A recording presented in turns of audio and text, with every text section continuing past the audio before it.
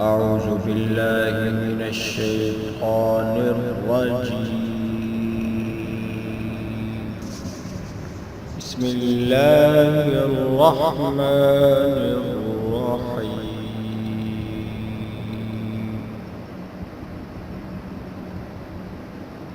تبارك الذي بيده الملك وهو على كل شيء قدير. الذي خلق الموت والحياة ليبلوكم أيكم أحسن عملا وهو العزيز الغفور.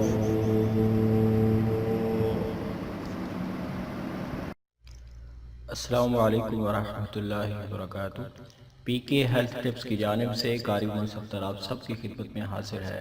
امید کرتا ہوں کہ میرے تمام ویورز اور سبسکرائبر اللہ تعالیٰ کی توفیق اور عنایت سے خیر و عافیت سے ہوں گے. دوستو آج کی اس ویڈیو میں آپ لوگوں کو بتاؤں گا کہ ہماری جو دعائیں ہیں ان کے قبول نہ ہونے کی وجوہات کیا ہیں. آج کل سمجھ لیں کہ ہر دوسرا اور تیسرا بندہ جب ہم سے ملتا ہے تو اس کا یہی رونا ہوتا ہے کہ بہت میں نے دعائیں مانگی ہیں کوئی بھی قبول نہیں ہوئی. نمازیں بھی پڑھتا ہوں، اس کے علاوہ قرآن پاک کی تلاوت بھی کرتا ہوں، اپنی طرف سے مطلب کہ بہت کچھ وہ مانگتے بھی ہیں اور اللہ تعالیٰ کے سامنے گڑ گڑاتے بھی ہیں، بڑی بڑی دعائیں کرتے ہیں، نمازیں بھی سب سارے کام کر رہے ہوتے ہیں. بٹ ان کا یہ شکوہ ان کی زبان صد عام ہوتا ہے کہ ہماری دعائیں قبول نہیں ہوتی. تو آج ہم دیکھیں گے کہ وہ کون سے ایسے عوامل ہیں کہ جن کی نہ کرنے کی وجہ سے یا جن کے کرنے کی وجہ سے ہماری دعاؤں میں جو ایک تاثیر تھی کہ جب اللہ تعالیٰ کے سامنے جب صحابہ کرام دعا مانگتے تھے یا ہمارے جو بزرگان دین تھے جن کو دنیا میں ہی دنیا سمجھنے لگ گئی تھی کہ یہ مستجاب دعوات ہیں، مطلب جو بھی وہ دعا کرتے تھے انسٹنٹ ویسے ہی لفظ با لفظ ویسے منوان قبول ہو جایا کرتی تھی. وہ لوگ اپنی دعاؤں میں کیا مانگتے تھے یا ان کے پاس کون سا ایسا عمل تھا کہ جن کے کرنے سے ان کی ہر دعا قبول ہو جاتی تھی. تو آج جب ہمیں اس کے ریزن کا پتہ چلے گا تو پھر ہم بھی اپنے اللہ تعالیٰ سے دعا کریں گے کہ یا اللہ ہماری دعا کے اندر بھی وہی تاثیر ڈال دے، کیونکہ ہم بھی وہی کچھ عمل کریں گے، ویسے دعا مانگیں گے جیسے ہمیں حضور صلی اللہ علیہ وسلم کی ذات اقدس نے بتایا، جیسے ہمیں قرآن پاک بتاتا ہے. دوستو اب سب سے پہلا جو ریزن ہے انشاءاللہ 20-25 ایسے ریزنز آپ لوگوں کے سامنے رکھوں گا کہ جن کو ہم اگر اپنے پلے باندھ لیں، ان کو ہمیشہ اپنی دعاؤں میں شامل کر لیں تو دوستو آپ یاد رکھیں کہ ہماری کوئی بھی دعا چھوٹی سے لے کر بڑی سے بڑی تک ہماری کوئی بھی دعا انشاءاللہ ریجیکٹ نہیں ہوگی. اللہ تعالیٰ اپنے فضل اور کرم سے اسے قبول فرما لیں گے. دوستو سب سے پہلے آپ لوگ یہ یاد رکھیں کہ جو دعا ہے یہ ہر عبادت کا نچوڑ ہے.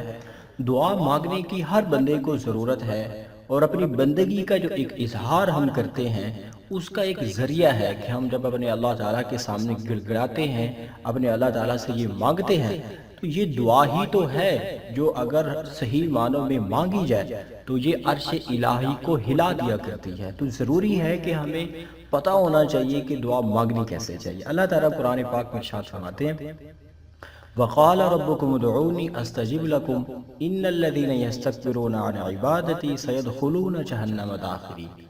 کہا کہ تمہارے پروردگار نے کہ مجھ سے دعا مانگو میں قبول کروں گا تمہاری دعاؤں کو. بے شک جو لوگ میری اس دعا سے تکبر کرتے ہیں، مطلب میری اس دعا کو مانگتے نہیں ہیں مجھ سے کچھ بھی، وہ ذلیل ہو کر جہنم میں داخل ہوں گے. تو ہم اس آیت سے اندازہ لگا سکتے ہیں کہ اللہ تعالیٰ ہم سے کیسے شکوہ کر رہے ہیں کہ مجھ سے مانگتے نہیں ہیں لوگ. اللہ تعالیٰ خود فرماتے ہیں کہ مجھ سے مانگو میں تمہاری دعائیں قبول کروں گا. اگر تم نے مجھ سے مانگنا چھوڑ دیا، میرے سامنے گڑ گڑانا اور میرے سامنے ذلیل ہونا چھوڑ دیا تو پھر سن لو آپ ذلیل ہو کر جہنم میں داخل ہونے والے ہو.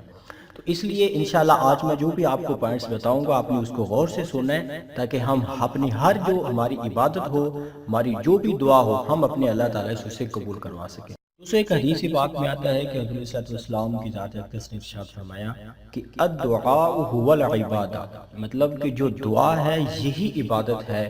ایک اور حدیث پاک میں آتا ہے کہ آپ علیہ السلام نے ارشاد فرمایا کہ دعا کرنے میں عاجز نہ بنو، کیونکہ دعا کے ساتھ ہوتے ہوئے ہرگز کوئی بھی شخص ہلاک نہیں ہو سکتا۔ اگر ہم اپنے اللہ سے مانگتے رہیں تو ہم کبھی بھی ہلاک نہیں ہو سکتے۔ ایک اور حدیث پاک میں آتا ہے کہ آپ علیہ السلام نے ارشاد فرمایا الدعاء مخ العبادہ، یہ جو دعا ہے عبادت کا مغز ہے۔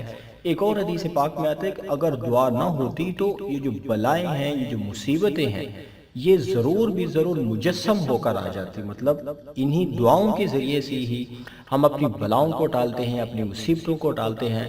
اس لیے ضروری ہے کہ ہمیں دعا کے بارے میں کمپلیٹ نالج ہونا چاہیے کہ دعا کی حقیقت کیا ہے، دعا کی فضیلت کیا ہے، اور ہمیں دعا مانگنی کیسے چاہیے، اس کا طریقہ کیا ہے۔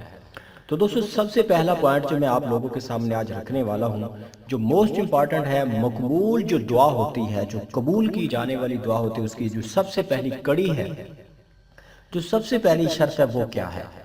دعا کی قبولیت تبھی ممکن ہے کہ مانگنے والے کا جو دل ہے اس کے اندر اخلاص ہونا چاہیے۔ اگر آپ رسمی دعائیا کلمات پڑھ لیں گے جو ہم اکثر پڑھتے رہتے ہیں، چاہے اردو میں پڑھیں، چاہے ہم عربک میں پڑھیں، یا دکھاوے کے لیے آپ کوئی بھی دعا کر لیتے ہیں، یا اس لیے آپ بڑے ہی رو رو کر دعا مانگتے ہیں اور پھر لوگوں کو بتاتے پھرتے ہیں کہ تاکہ لوگ آپ کی تعریفیں کریں کہ جی یہ تو بہت ہی اللہ والا ہے، اللہ تعالیٰ کے سامنے بہت رو کر اور گڑ گڑا کر یہ دعا کر رہا ہے۔ اگر دعا مانگتے ہوئے آپ کے دل میں اخلاص نہیں ہے تو سمجھ لو کہ آپ کی دعا کرنے کا کوئی فائدہ نہیں۔ اخلاص کا مطلب کیا ہے؟ تو اخلاص کا مطلب یہ ہوتا ہے، جیسے ہم اس کو اگر اردو میں اس کی میننگ کریں تو جیسے مخلص ہم جس کو کہتے ہیں، مخلص دوست یا مخلص لوگ وہی ہوتے ہیں جو دل سے آپ کے ساتھ ہوتے ہیں۔ ایسے ہی جب ہم اپنے اللہ سے مانگ رہے ہوتے ہیں تو اخلاص ہونا چاہیے، مطلب ہم صرف اللہ ہی سے مانگیں اور اپنے اللہ ہی کو اپنا سب کچھ مانگیں، اس کا نام اخلاص ہے۔ تو اگر آپ کے دل میں اخلاص ہے دعا مانگتے ہوئے تو آپ کو یقین کر لینا چاہیے کہ آپ کی دعا بالکل قبول ہو جائے گی۔ دوسری جو میں آپ لوگوں کے سامنے نشانی بتا رہا ہوں کہ بغیر کسی تذبذب کے، بغیر کسی شک کے اور تردد کے پورے یقین سے دعا مانگنی چاہیے۔ مثلا کسی بھی بندے کو یہ دعا نہیں کرنی چاہیے کہ یا اللہ اگر تو چاہے تو مجھے بخش دے، اگر تو چاہے تو مجھے یہ چیز دے دے، اگر آپ کو لگتا ہے کہ یا اللہ یہ چیز میرے حق میں بہتر ہے تو مجھے دے دے، بلکہ یقین سے یہ دعا مانگے کہ اے پروردگار میری بخشش فرما دے، مجھے یہ چیز عطا کر دے، مجھے یہ چیز چاہیے۔ تو اس طریقے سے اگر ہم پورے یقین سے اپنے اللہ تعالیٰ سے دعا مانگتے ہیں تو ایسا پاسبل ہی نہیں ہے کہ وہ ذات جو ہم سے خود کہہ رہی ہے اور ہم سے شکوہ کر رہی ہے کہ مجھ سے ابن آدم مانگتی کیوں نہیں ہے تاکہ میں ان کو عطا کروں، تو کوئی بعید نہیں ہے کہ جب بھی ہمارے ہاتھ اللہ تعالیٰ کی اس بارگاہ میں اٹھیں تو اللہ تعالیٰ اٹھتے ہی ان کو قبول فرما لے۔ دوستو تیسرا جو اس کا جو ایک نشانی ہے، جو اس کا زبردست ایک راز ہے، وہ میں آپ لوگوں کے سامنے بیان کرنے جا رہا ہوں کہ جب بھی آپ دعا مانگیں حسن ظن رکھیں، اللہ تعالیٰ سے حسن ظن رکھیں کہ وہ میری دعاؤں کو رد نہیں فرمائے گا۔ حضرت ابراہیم علیہ السلام نے اس لیے ارشاد فرمایا تھا عسیٰ اللہ اکون بدعاء ربی شقیہ، مجھے امید ہے کہ میں اپنے رب کے پکارنے سے نامراد نہیں ہوں گا۔ مثلا کوئی بھی ایسی بات منہ سے نہیں نکالنی چاہیے کہ جس سے بدزنی ہو یا بدگمانی کی بو ہے، یا یہ ایسے نہیں کہنا چاہیے کہ یا اللہ اللہ تعالیٰ تو ہماری دعا سنتا ہی نہیں ہے۔ ایسے کہنے سے دعا کو مانگنے والے کے منہ پر پرانے کپڑے کی طرح جو دعا ہے نا، وہ پھٹکار کی طرح اس کے منہ پر مار دی جاتی ہے۔ تو اگر آپ لوگ ایسے دعا کریں گے کہ اللہ تعالیٰ تو ہماری دعا سنتا ہی نہیں ہے، تو آپ لوگ یاد رکھیں کہ ایسے کہنے والا کوئی بھی اگر شخص ہے تو وہ مانگنے والے کے منہ پر پھٹے ہوئے پرانے کپڑے کی طرح اس کے اوپر مار دی جاتی ہے۔ اللہ تعالیٰ تو سب کی دعا سنتا ہے۔ قرآن پاک میں اللہ تعالیٰ نے ارشاد فرمایا ان ربی لسمیع الدعاء، میرا پروردگار تو سب کی دعاؤں کو سنتا ہے۔ ویسے بھی اللہ تعالیٰ دعا کو سنتے ہیں، مگر کیا کریں لوگوں کے دل گنگے ہوتے ہیں، اپنی فریاد جب پیش ہی نہیں کرتے تو پھر وہ کیوں کر یہ گلہ کرتے ہیں کہ اللہ تعالیٰ ہماری دعا کو سنتا ہی نہیں ہے۔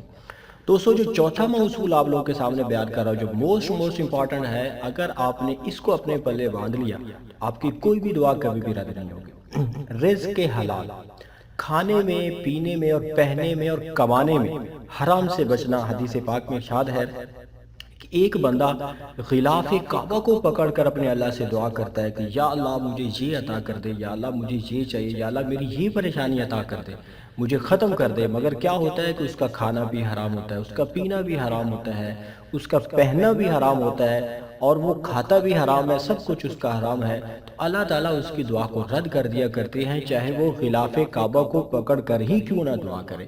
تو آپ لوگوں نے اس چیز کو غور سے سننا ہے کہ رزق حلال آپ نے یوز کرنا ہے، کھانے میں، پہننے میں، اپنی پوری لائف میں اسی چیز کو ہی مجسمہ بنا کر آپ نے پہن لینا ہے۔ اگر آپ رزق حلال استعمال نہیں کرتے پھر آپ کی دعا کرنے کا کوئی فائدہ نہیں ہے، چاہے آپ پوری زندگی بھی دعا کرتے رہیں، آپ کی دعا کبھی قبول نہیں ہوگی۔ جنت میں وہ گوشت کبھی بھی داخل نہیں ہوگا، گوشت کا وہ ٹکڑا جو حرام سے پلا پڑا ہو، اور جو گوشت حرام سے پلا پڑا وہ تو صرف دوزخ کا ہی مستحق ہے۔ حدیث پاک کے الفاظ ہمیں ایسے ہی ملتے ہیں۔